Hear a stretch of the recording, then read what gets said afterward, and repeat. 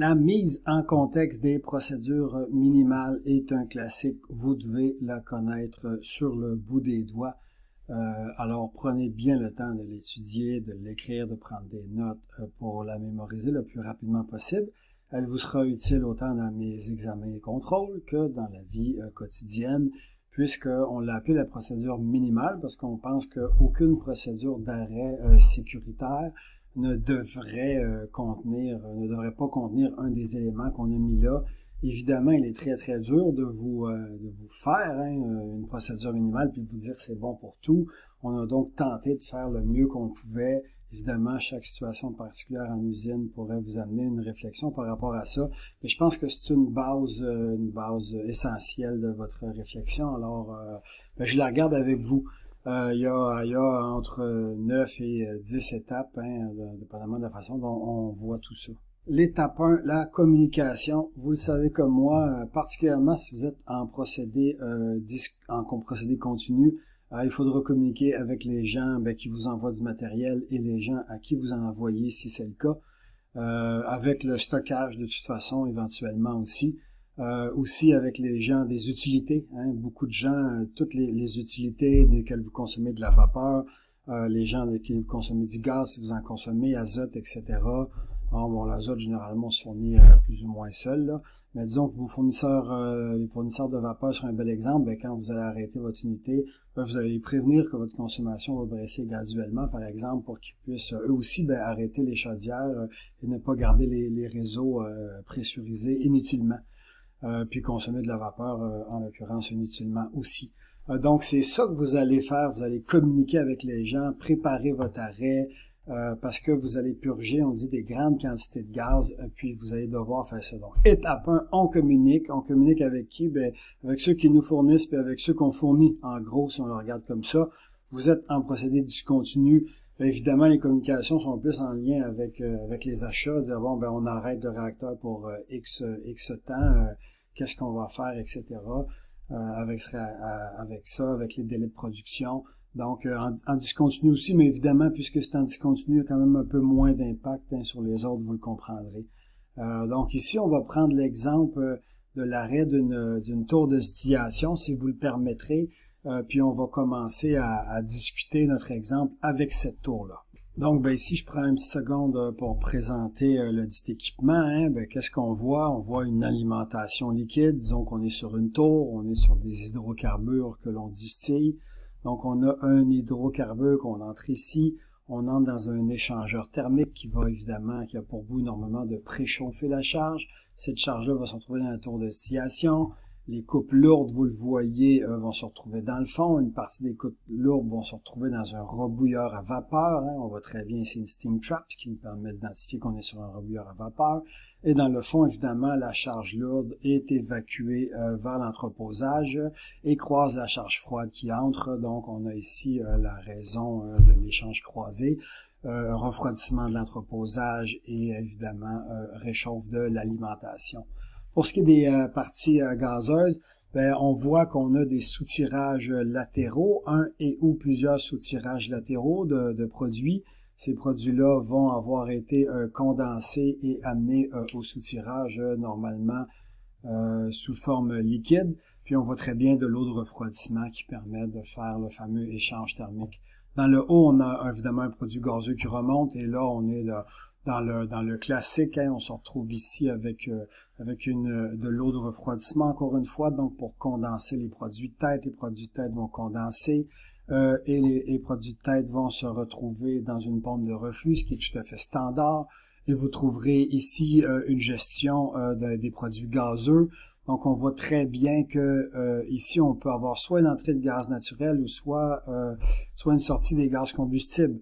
Donc, on pourrait prétendre, si vous voulez avoir une précision sur l'alimentation, que cette charge-là contient un mélange de C3, C7, et on sous-entendrait ici que on pourrait soutirer les C3, C4 en haut, soutirer les C5 ici dans les soutirages latéraux et les C6 et C7 dans le bas vers l'entreposage pour vous donner une idée de réflexion et des images. Donc c'est cette tour-là qu'on veut arrêter.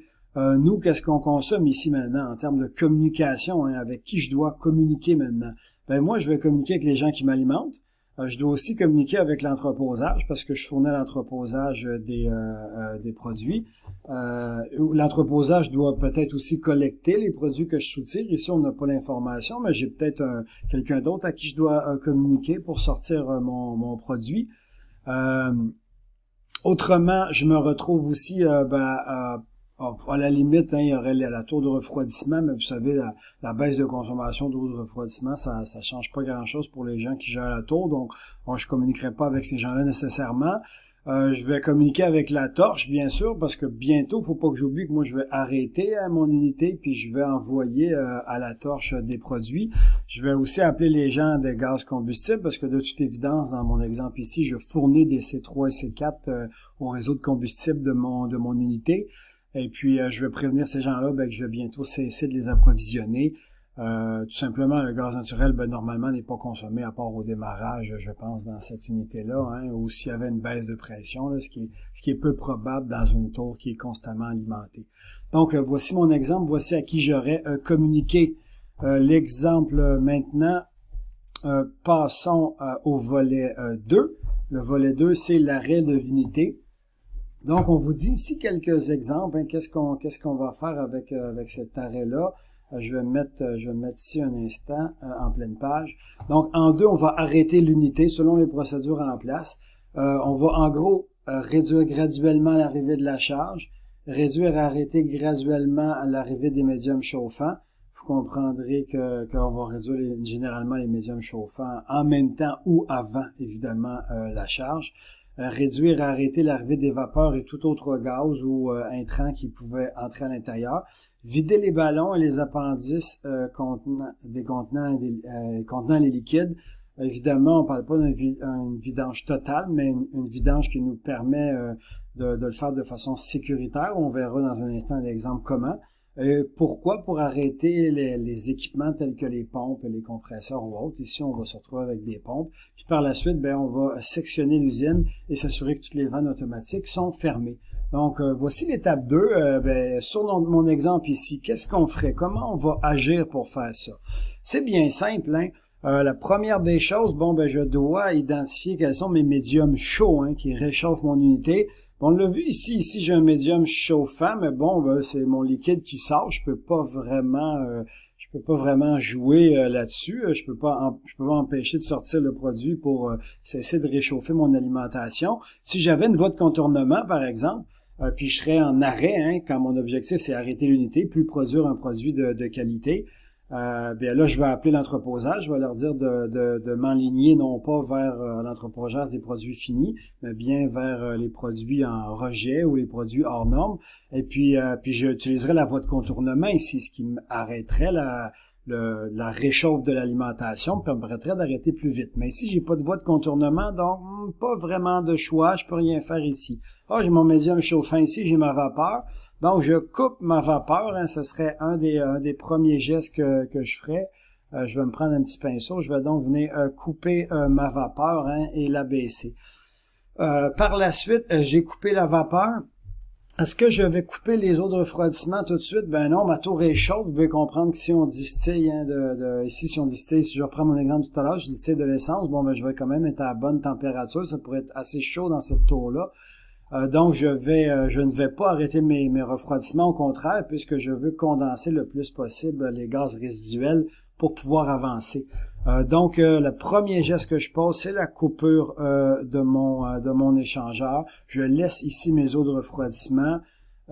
Et puis, je m'assure après de couper tout doucement mon alimentation. Je coupe l'alimentation au maximum jusqu'à l'éteindre complètement et me retrouver à 0% d'alimentation. Quand les opérateurs auront le temps, évidemment, ils vont venir sectionner toutes les vannes de sectionnement le long de la ligne, hein, pour commencer à isoler mes équipements, donc sectionnement manuel sur le long du chemin pour les opérateurs au niveau local. Mais ça va entraîner évidemment ma perte d'alimentation en même temps ou après, dépendamment des conditions dans lesquelles vous opérez. Vous comprendrez que ça va faire en sorte que les niveaux de la tour et les niveaux du ballon qu'on voit ici vont être en descente continuelle. Cette descente-là va faire en sorte qu'à un moment donné ou à un autre, je me retrouverai avec des pompes qui cavitent. Donc, votre rôle, pendant la baisse de la charge ou après, si vous avez le temps et le luxe de le faire, vous devrez baisser toutes les charges liquides que l'on retrouve essentiellement ici dans nos deux ballons.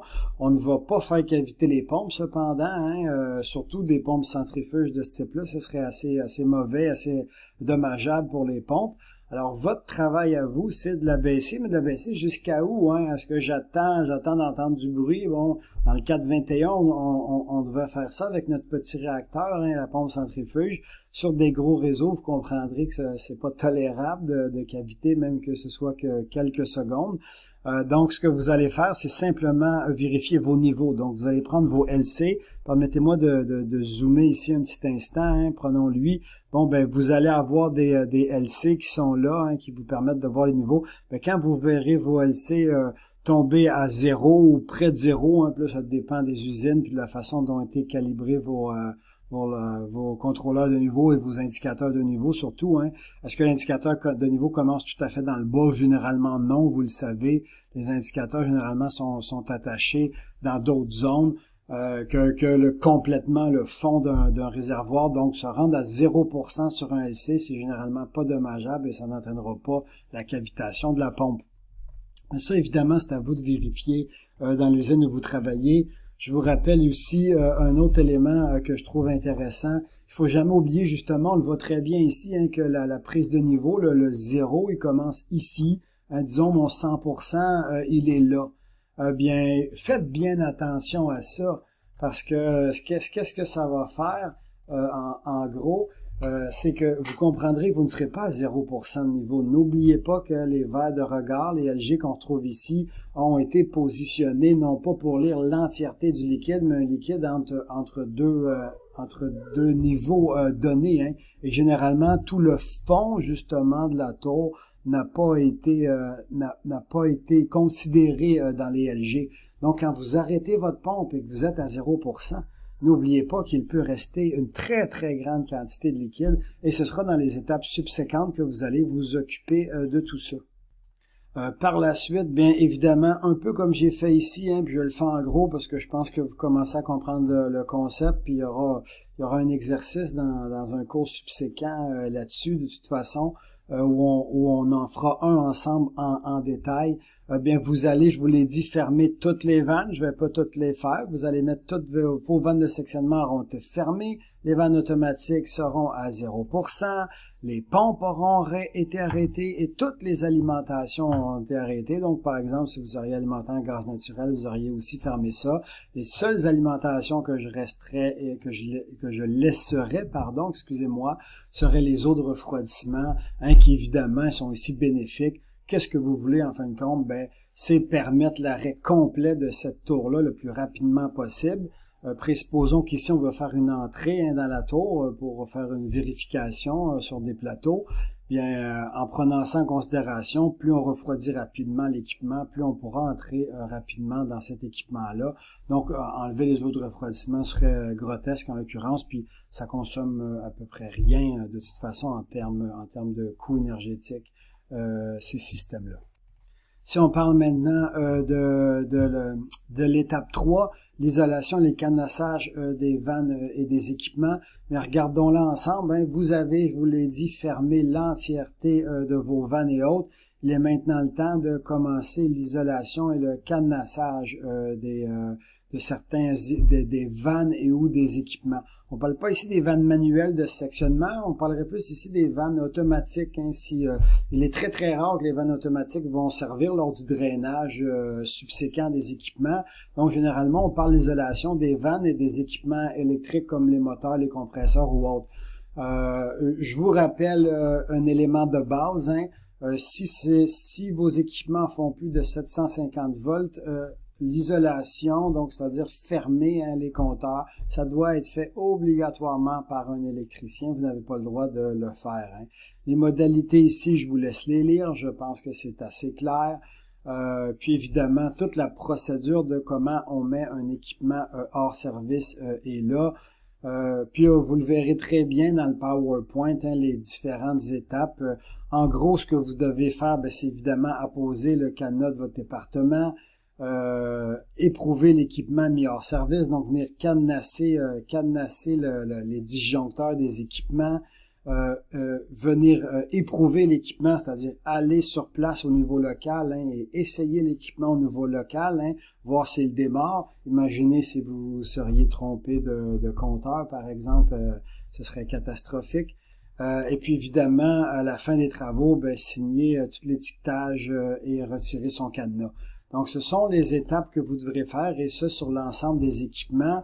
Si je reprends l'exemple de la tour sur laquelle on travaille, évidemment, vous devrez faire ce travail-là sur les pompes, et vous devrez faire ce travail. Ici, on a les pompes, la pompe électrique ici, la deuxième pompe électrique là, puis évidemment, sinon, la fermeture et ou le cadenassage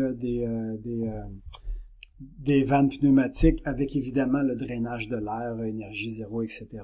Le drainage des vannes automatiques, ça dépend des usines. On va bien sûr fermer l'alimentation électrique. Les vannes de contrôle, je pense que ça dépend du cas d'espèce et des exemples qu'on veut bien utiliser. Il y a des usines qui vont le faire systématiquement et à ce moment-là, d'autres qui vont le faire, mais un peu plus tard. Voici ce qui résume le point 3, un point plutôt simple.